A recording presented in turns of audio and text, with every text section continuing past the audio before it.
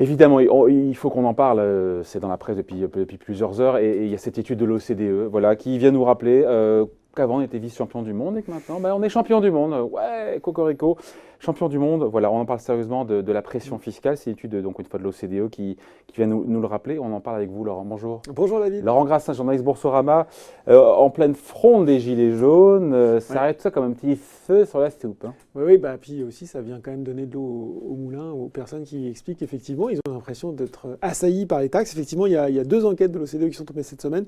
Une effectivement qui concerne sur les statistiques sur les recettes publiques et donc qui rassemble des données de 65 à 2017. Donc ils ont pu voir un petit peu comment tout cela a évolué dans le temps. Et puis une sur la TVA, les droits d'assises et voilà qui est un peu moins, qui nous intéresse un peu moins aujourd'hui. Mais il y a deux documents assez complets qu'on mettra dans les liens du replay pour voir comment la fiscalité, la pression fiscale a évolué au sein de l'OCDE. Alors la conclusion number one, c'est qu'on passe de numéro 2 mondial à champion du monde, voilà, bravo. Ah, vous vendez le sujet, David. Oui, non, mais bon, tout le monde le sait. Après, ce qui est intéressant, c'est comment est-ce qu'on en est arrivé là. Mais l'idée, c'est que quand on regarde l'étude, on ne va pas se mentir non plus, à notre décharge, la pression fiscale augmente partout dans le monde. C'est effectivement, enfin en tout cas dans l'OCDE, où il y a oui, pardon, dans le monde OCDE. Dans le monde OCDE, 36%. Effectivement, on est à un record, à 34,2 des prélèvements obligatoires par rapport au produit intérieur brut. C'est effectivement le record depuis 1965, date à partir de laquelle l'organisation commençait à collecter ces données. C'est donc même plus fort. À l'époque, on était à 24,9%. Donc ça, c'est quand même assez considérable. On est revenu à des niveaux d'avant-crise. En 2000, on était à 33,8%. En 2007, on était à 33,6%. Donc effectivement, ça monte partout. Voilà, ça monte partout et ça monte aussi en France.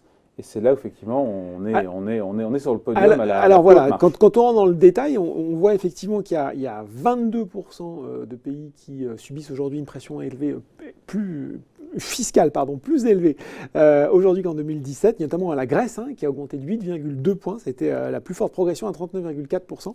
Et puis il y a eu 5 autres pays, la France, le Japon, le Mexique, les Pays-Bas et la République slovaque, qui ont connu une augmentation d'au moins 3 points de pourcentage et plus. Et avant, effectivement, on se rassurait en se disant qu'on était quand même derrière les pays d'Europe du Nord, le Danemark, la Suède, etc., etc. Eh bien non, effectivement, David, ce n'est plus le cas.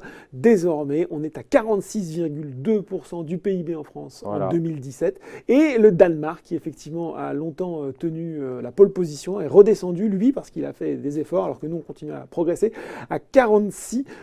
Alors voilà, l'Hexagone, là aussi, triste record. C'est dans l'Hexagone que les prélèvements obligatoires ont le plus progressé depuis 2000. Voilà, ils ne représentaient 43,4% du PIB, c'était 33,7% en 1965. Il faut une différence, entre pression fiscale et prélèvements obligatoires.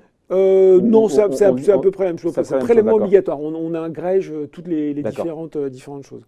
Et puis par contre, c'est aujourd'hui 37,2% en Allemagne. Et si vous êtes vraiment allergique à toute forme de prélèvement obligatoire, il faut aller où ?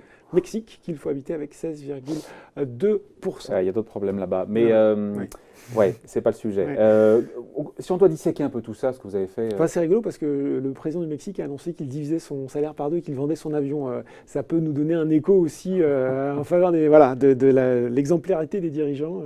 Bon, et qu'est-ce qui fait que quand on triture, on regarde de près, quels sont, quand on soulève le capot, les impôts, les taxes, les cotisations, la fiscalité, où vraiment là pour le coup on se dit on est à un niveau stratosphérique. Parce qu'on se rend compte qu'en fait il y a certains impôts où on se dit on en paye trop, en fait quand on se compare aux autres, on en paye beaucoup moins. On voit passer cette feuille d'impôt sur le revenu là derrière nous. En fait, c'est pas là-dessus qu'on se distingue. Effectivement, l'impôt sur le revenu, celui qui nous occupe chaque année, on fait notre déclaration, on se dit oh là là, on est un peu angoissé par le prélèvement à la source. Et puis on en paye trop. Voilà, et au final, finalement, c'est pas tant que ça, puisque en 2016, cette fois-ci, ça s'arrête un an avant, il a rapporté à la France 18,8% de ses recettes fiscales. Voilà. Donc c'est pas énorme. Un peu moins de 20% des recettes fiscales de l'État vient donc de l'impôt sur le revenu. C'était 23,8% de la moyenne OCDE, c'est 26,6% en Allemagne, c'est 40,3% aux États-Unis.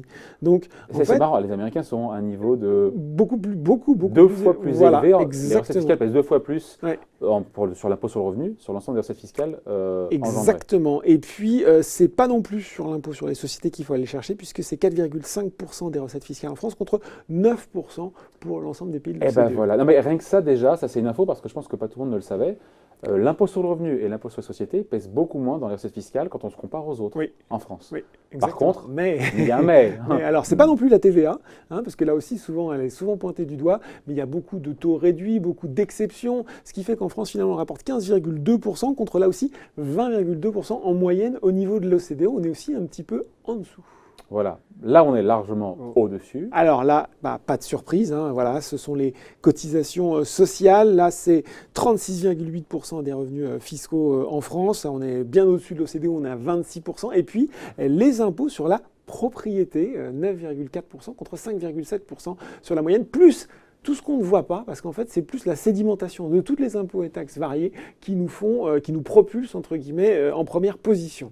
Alors, justement, première position, Premier ministre, il a réagi évidemment. Ouais. Qu'est-ce qu'il nous dit? Il nous dit, si les impôts baissent, d'ailleurs Bruno Le Maire l'avait dit juste avant, il faudra bien que les dépenses baissent.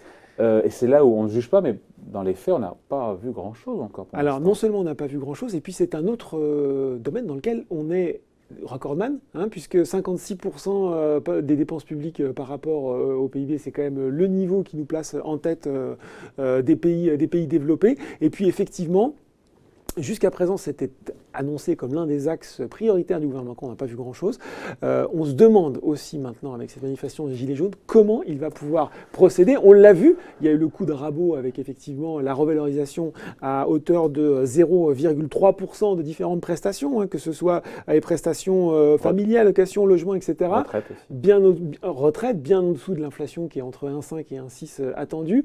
Et après, quand on regarde dans le détail des dépenses publiques, on sait que 58% de ces dépenses publiques sont des dépenses de transfert de prestations sociales.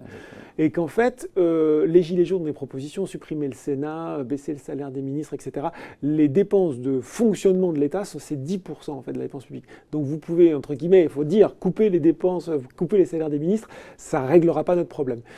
Aujourd'hui, en fait, la solution, effectivement... Donc moins d'impôts et plus de dépenses et plus de services publics, on se dit que... C'est compliqué, et surtout, en fait, les pistes pour réduire la dépense publique, elles sont pointées par à peu près tous les acteurs. Sont à peu près, c'est la retraite joue un gros enjeu, et évidemment, ce serait de reculer le départ de l'âge à la retraite, de revoir aussi les prestations sociales, de simplifier les aides sociales. Les Gilets jaunes veulent avancer l'âge de départ. Voilà, donc ça, en fait, sur ces 3 pistes, on se demande bien maintenant comment le gouvernement va pouvoir faire. Et cette grande conférence qu'on attend, qu'est-ce qui va ressortir de cette grande conférence pendant 3 mois sur l'état généraux de la fiscalité et des services publics? Autant dire que voilà, je pense que l'équation, elle devient très compliquée pour le gouvernement français.